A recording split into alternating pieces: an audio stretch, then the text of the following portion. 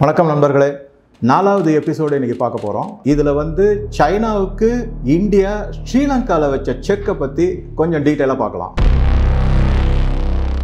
இந்தியாவுக்கும் ஸ்ரீலங்காவுக்கும் ஆயிரக்கணக்கான வருஷங்களாக நல்ல உறவு இருந்திருக்கு. பொன்னியின் செல்வனில் அதை பார்த்துருப்பீங்க, அதை பற்றி நிறையா தெரிஞ்சிருக்கும் உங்களுக்கு. அந்த உறவு யார் கெடுத்தாங்கன்னு பார்த்தா வழக்கம் போல் பிரிட்டிஷ் தான். ஏன்னா British all over the world rule பண்ணிகிட்டு இருந்தபோது இந்தியாவுக்கும் ஸ்ரீலங்காவுக்கும் கொஞ்சம் கொஞ்சமாக வெறுப்பை உண்டாக்கி அவங்க வேற நாம வேற அப்படிங்கிற மாதிரி சொல்லி ஒரு வழியாக அந்த நாட்டு மேலே 2 நாட்டுக்கு மேலே பகையை உண்டாக்கி வச்சுருந்தாங்க. இது சுதந்திரம் அடைந்ததுக்கு அப்புறமா கொஞ்சம் கொஞ்சமாக அது ரிவைவ் ஆனாலும் ஃபுல்லும், அதாவது ஆயிரக்கணக்கான வருஷங்களுக்கு முன்னாடி இருந்த ரிலேஷன்ஷிப்பு வரவே இல்லை. அது திரும்பி வரவே இல்லை. ஓரளவுக்கான ஃப்ரெண்ட்லியாக தான் இருந்தது. ஏன்னா ஸ்ரீலங்கா சின்ன நாடு, பக்கத்தில் இருக்கிறதுனால. நெய்பர்ஸ் ஃபர்ஸ்ட் பாலிசியர் எப்போ மோடி கையில் எடுத்தாரோ 2014, அப்போ கொஞ்சம் கொஞ்சமாக இந்த உறவு வலுப்பட்டது.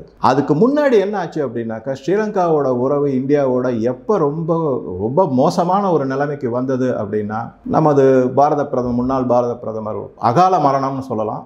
அதுக்கும் அதை சார்ந்த சில நிகழ்வுகளாலையும் இந்த ரிலேஷன்ஷிப், அதாவது friendship between India and Sri Lanka மோசமான நிலைமைக்கு கொஞ்சம் கொஞ்சமாக போக ஆரம்பிச்சது. அதை சரியான டயத்தில் மிக சூழ்ச்சிகரமாக சைனா அதை பயன்படுத்திக்கிச்சு. இது ஒரு பாயிண்ட். இதுக்கு அப்புறமா என்னாச்சுனாக்க, சைனா அங்கே நாங்கள் உங்களுக்கு நிறைய வளர்ச்சி திட்டங்களை கொண்டு வரோம், டெவலப்மெண்ட் ப்ராஜெக்ட்ஸ் கொண்டு வரோம், பணம் முதலீடு செய்கிறோம் அப்படிலாம் ஆசை காட்டி அப்படியே கொஞ்சம் கொஞ்சமாக வந்துகிட்டு இருந்தது.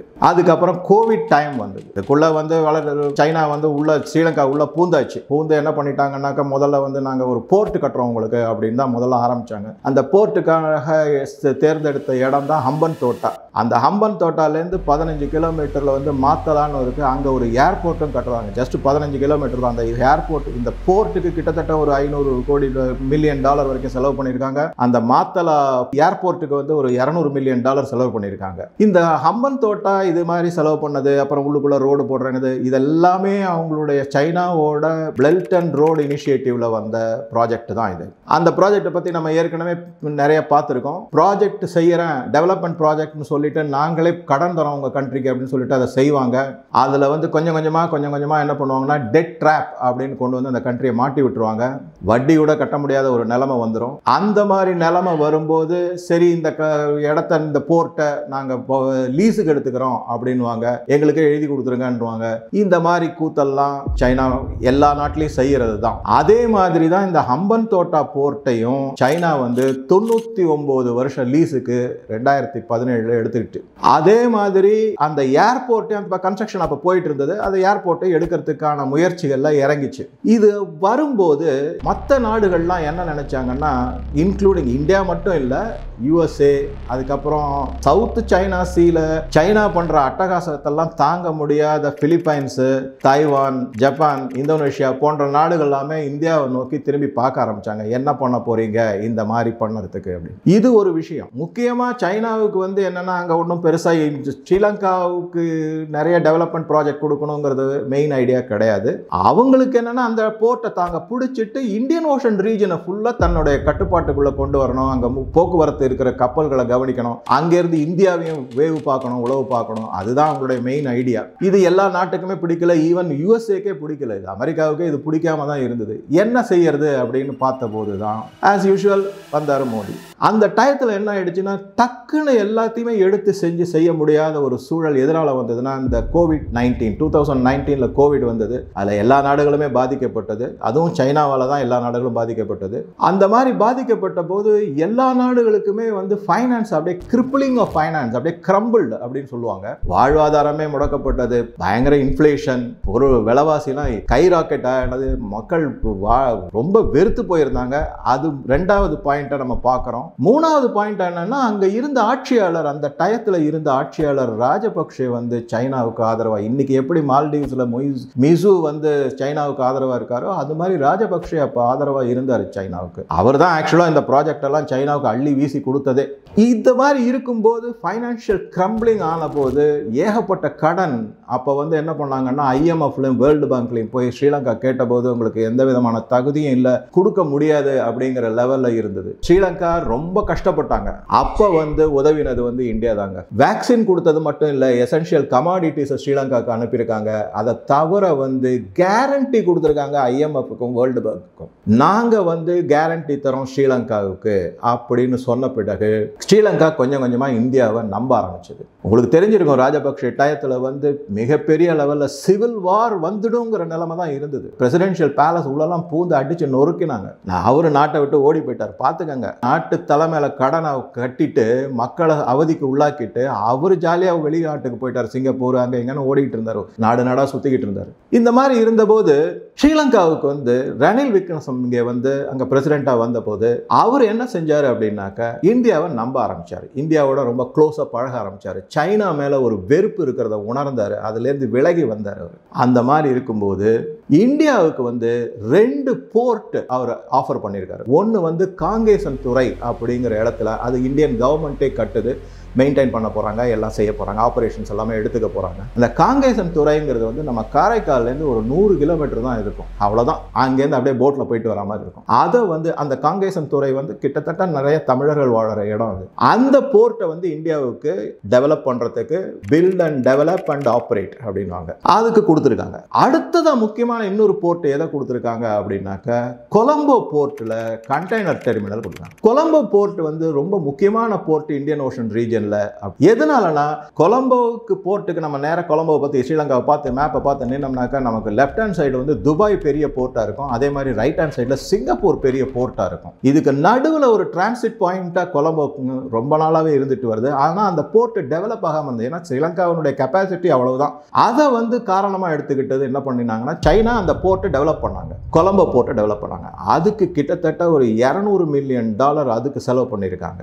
அதை டெவலப் பண்ணிட்டு என்ன பண்ணாங்கன்னா ஆஸ் யூஷுவல் வந்து இது கடன் ஆயிடுச்சு, நாங்கள் உங்களுக்கு கடன் கொடுத்தோம், அதனால எங்களுக்கு அந்த கொலம்போ போர்ட்டை கொடுங்க அப்படின்னு. நல்ல வேளை அவர் ரணில் விக்ரமசிங்கே வந்து கொடுக்க முடியாது அப்படின்ட்டார்.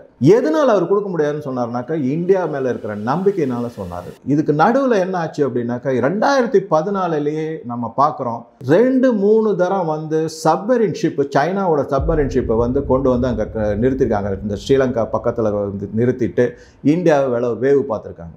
இந்தியாவால் டைரெக்டாக சைனாவை கூப்பிட்டு சொல்ல முடியாது. அப்போ அவங்க என்ன சொல்லுவாங்கன்னா எனக்கும் ஸ்ரீலங்காவுக்கு தான் ஹம்பன்தோட்டா போர்ட்டை டெவலப் பண்ணுறதுக்கான ரிலேஷன்ஷிப் இருக்குது, அக்ரிமெண்ட் இருக்குது, நீ யார் நடுவில் வர்றதுக்குன்னு கேட்டுடுவாங்க. அதுக்காக இந்தியா என்ன பண்ணிச்சுன்னா ஸ்ரீலங்கா கிட்ட சொல்லிச்சு முதல்ல அந்த சப்மரின் ஷிப்பெல்லாம் அங்கேருந்து விரட்டுங்க அப்படின்னு. ஸ்ரீலங்காவும் உடனே நீ வந்து ஹம்பன்தோட்டா போர்ட்டை எடுத்ததுக்கு காரணம் வந்து வெறும் கார்கோ ஷிப் ஆப்ரேட் பண்ணோம், இப்போ நீ மிலிட்டரி கொண்டு வர, இதெல்லாம் அலௌடு கிடையாது அப்படின்னு. இந்த மாதிரி போய்கிட்டே தான் இருந்தது. அதுக்கப்புறம் என்ன பண்ணுவாங்க, திருப்பியும் சைனா வந்து ஒரு 6 மாதம் கழிச்சோ இல்லை 4 மாதம் கழிச்சோ திருப்பி என்ன பண்ணுவாங்க, தங்களுடைய உளவு கப்பல் அனுப்புவாங்க. உடனே இந்தியா அப்ஜெக்ஷன் ரைஸ் பண்ணும், இவங்க வரக்கூடாது. ஏன்னா நம்மளும் ரேடாரில் கண்டுபிடிச்சிடும், நம்மளும் ஒன்றும் சாதாரண ஆள் கிடையாது. சைனாவுக்கு ஈக்குவலாக நம்மகிட்ட சில விஷயங்கள் இருக்குது, அவங்கள விட நம்மகிட்ட கம்மியாக பவர் இது எல்லாம் இருந்தால் கூட நம்மளுடைய அசாத்தியமான ஒரு புத்திசாலித்தனமோ ஒரு சாதுரியமோ சைனா கிட்ட கிடையாதுன்னு தான் சொல்லணும். அதை நான் சொல்லலை, நம்ம நாட்டில் இருக்கிற ஆர்மியில், நேவியில், ஏர்ஃபோர்ஸில் இருக்கிற பல ஹையர் லெவல் ஆஃபீஸர்ஸே ஸ்டேட்மெண்ட்லாம் கொடுத்துருக்காங்க. சைனா கிட்ட எவ்வளோ வேணால் எக்யூப்மெண்ட் இருக்கட்டும்,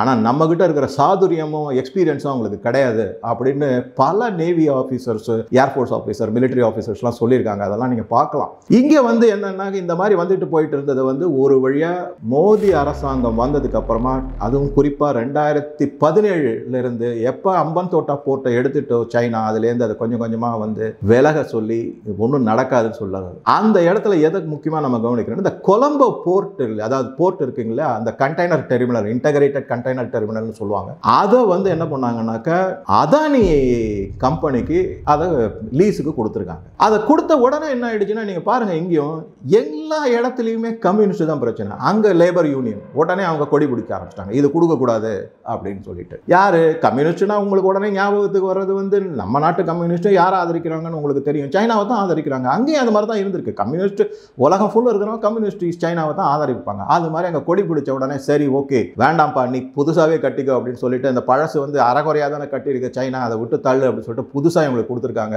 $550 மில்லியன் அதானிக்கு இந்த போர்ட்டை ஸ்ரீலங்கா கொடுத்தது, அதை தவிர இன்டர்நேஷனல் ஃபைனான்ஸ் டெவலப்மெண்ட் கார்பரேஷன் அவங்களுக்கு வந்து ஃபண்டிங் பண்ணியிருக்காங்கன்னு சொன்னேன். அதிலிருந்து நமக்கு என்ன தெரிய வருதுன்னா, அதானி பேரில் ஹிண்டன்பர்க் அப்படின்னு ஒரு அமெரிக்க நிறுவனம் வந்து ஏகப்பட்ட குற்றச்சாட்டுகளை வச்சு நிறைய ஃப்ராடு பண்ணிட்டாங்க, கேபிட்டல் இல்லை இன்வெஸ்ட்மெண்ட்லாம் நிறைய ஃப்ராடெல்லாம் நடந்திருக்கு அப்படின்லாம் சொல்லி நிறைய இதெல்லாம் நடந்தது. அதில் வந்து இந்தியாவில் சுப்ரீம் கோர்ட்டில் கூட கேஸ்லாம் நடந்தது. அது எல்லாமே இப்போ அதெல்லாம் எதுவுமே இல்லை அப்படிங்கிற மாதிரி ஃபைசல் ஆகி வந்துருச்சு. இப்போ இந்த மாதிரி ஒரு அமெரிக்கன் இன்டர்நேஷனல் டெவலப்மெண்ட் ஃபைனான்ஸ் கார்பரேஷனே அதானி நடத்தக்கூடிய ஒரு போர்ட்டுக்கு கம்பெனிக்கு வந்து ஃபைனான்ஸ் பண்ணியிருக்காங்கன்னா அவங்களுடைய நிலைமை வந்து, அதாவது அவங்களோட இந்த கம்பெனி அதானி கம்பெனியினுடைய கிரெடிபிலிட்டி இன்டர்நேஷனல் லெவலில் அதிகமாக இருக்கு, நிரூபிக்கப்பட்டிருக்கிறது கூட நம்ம எடுத்துக்கலாம். இதில் பாருங்க, அதானிக்கு 51%, Sri Lankan port authorities government of ஸ்ரீலங்காவோடது அதுக்கு 15%, அதை தவிர ஜான் கீல்ஸ் அப்படின்னு அவங்களுக்கு 34%. ஸோ 51% அதானிக்கு, ஸ்ரீலங்கன் போர்ட் அத்தாரிட்டிஸுக்கு 14%, ஜான் கீல்ஸ் அப்படிங்கிற ஒரு கம்பெனிக்கு 35%. இதுக்கு வந்து international development finance corporation of USA finance பண்றாங்க. இது எல்லாமே இந்தியாவோட கேரண்டினால பண்றாங்க. ஸோ அந்த போர்ட் இப்போ கொலம்போ போர்ட் வந்து இந்தியா கையில் வந்துருச்சு.